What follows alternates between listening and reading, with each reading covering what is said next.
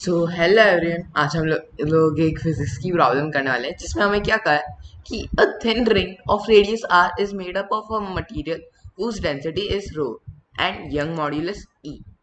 It is spun on its own axis about an axis through its center with angular velocity omega. Determine the amount assumed to be small by which its circumference increases. Okay. So initially तो इधर जैसे मैं diagram बनाऊं तो है क्या कि एक रिंग है ऐसी। ओके, यहाँ पे इधर साइड में मैं इधर दिखा देता हूँ। एक रिंग है ऐसी जो कि हम स्पन कर रहे हैं एंगुलर वेलोसिटी ओमेगा से। ठीक है, ये ओमेगा से रोटेट कर रही है ये रिंग। अब ये रिंग ओमेगा से रोटेट कर रही है तो होगा क्या कि एक तो सेंट्रिपिटल एक्सेलरेशन होना चाहिए, और सेंट्रिपिटल एक्सेलरेशन हर एक पॉइंट पे इसके सरकमफ्रेंस पे हर एक पॉइंट पे जो सेंट्रिपिटल एक्सेलरेशन है या फिर सेंट्रिपिटल फोर्स है वो कैसे आएगा? टेंशन के कारण। इसके अंदर टेंशन होगा, मतलब अगर आप इसका एक छोटा सा एलिमेंट लेने जाओ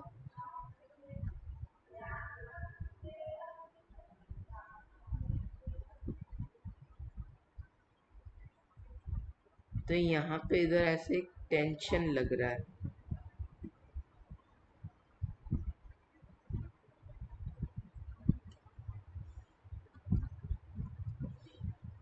और यहाँ पे टेंशन के कारण होगा क्या कि टेंशन के कारण अगर कोई भी मटेरियल जरा सा भी इलास्टिक होता है, यानी कि इलास्टिसिटी को डिफाइन करने के लिए हमारे पास यंग मॉड्यूलस है।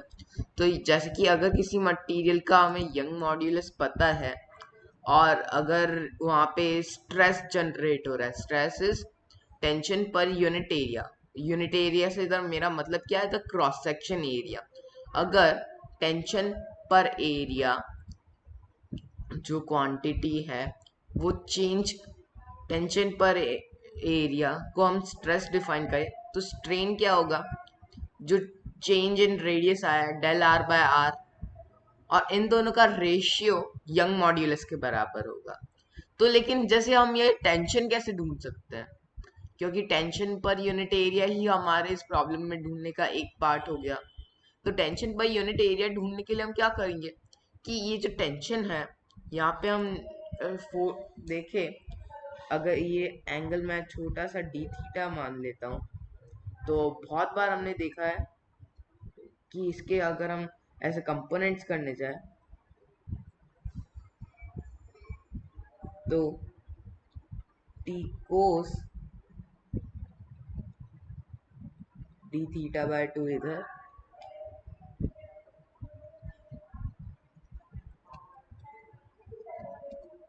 जस्ट अ सेकेंड,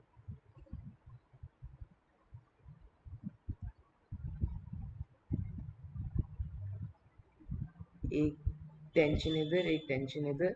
टेंशन के कंपोनेंट्स करें तो देखो हॉरिजॉन्टल में T cos d theta by 2 हुआ,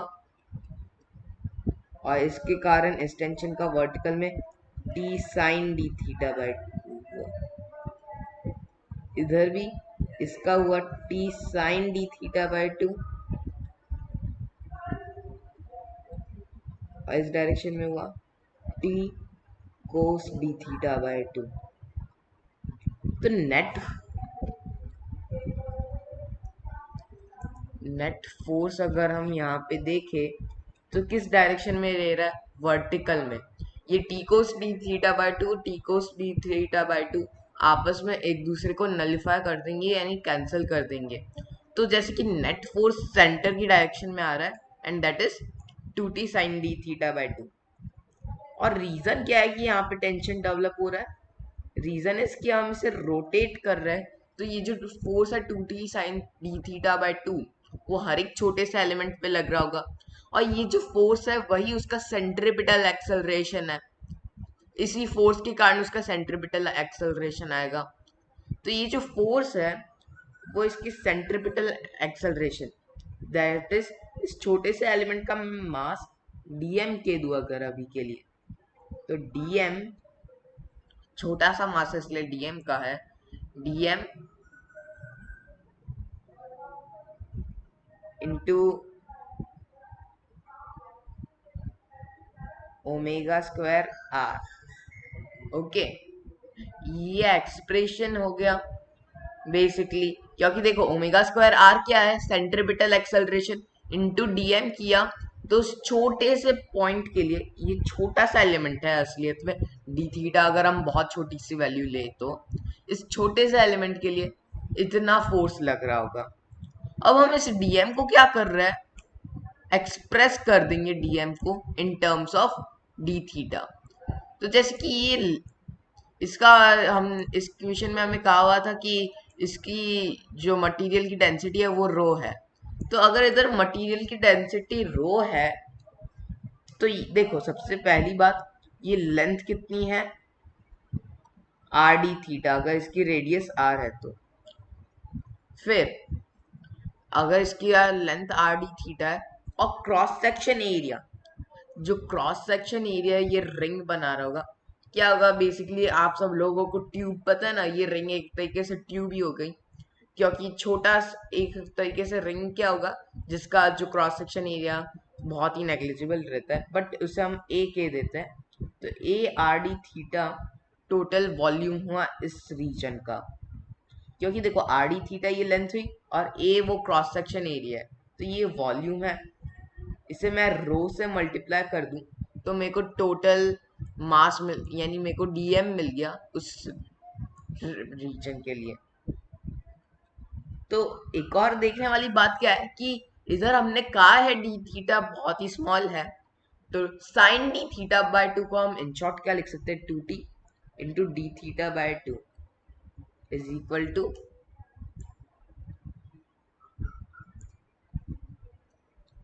ए r d theta rho omega square r. तो बेसिकली इधर से मैं क्या कर रहा हूँ, डी थीटा कैंसिल कर दिया, तो और टू टू के फैक्टर को इधर कैंसिल कर दिया, तो इधर टेंशन है ना मेरे को क्रॉस सेक्शन के टर्म्स में मिल सकता है, यानी कि टेंशन पर unit area that is the stress developed, जो स्ट्रेस डेवलप्ड है वो इक्वल होगा rho omega square r square के। इतना स्ट्रेस डेवलप्ड हुआ रिंग में अगर हम इसे ओमेगा से रोटेट करते तो। और एक और रिलेशन जो कि हमें पता है कि यंग मॉड्यूलस जो कि ई है वो होगा स्ट्रेस अपॉन स्ट्रेन के इक्वल। तो जैसे कि इधर से स्ट्रेस ढूंढा, तो स्ट्रेस किसके इक्वल आया, T by A that is rho omega square r square. और वहीं स्ट्रेन क्या होता है, स्ट्रेन इज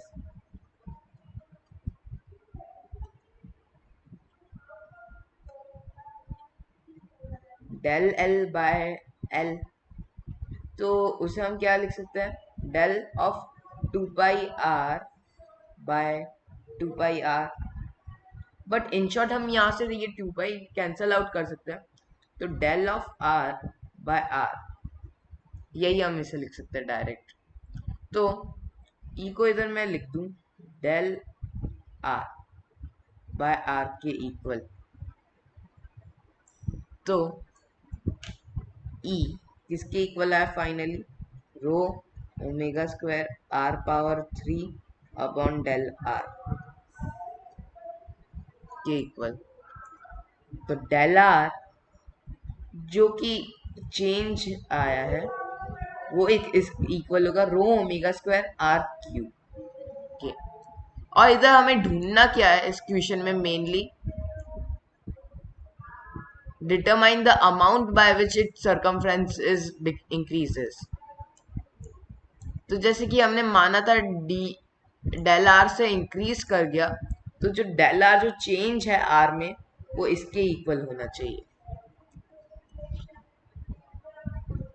जैसे कि ये वे में हम इधर इजीली ढूंढ सकते हैं, और फिर जैसे कि इधर जो परसेंटेज ढूंढना है, तो उसके लिए हम क्या कह सकते हैं, डेल आर बाय आर का जो रेशियो होगा वो परसेंटेज होगा, और वो इस केस में rho omega square r square. इतने परसेंट चेंज हुआ। वैसे परसेंटेज के लिए इसे मल्टीप्लाई बाय 100 करना पड़ेगा, बट जैसे इतना परसेंट इसमें चेंज होगा।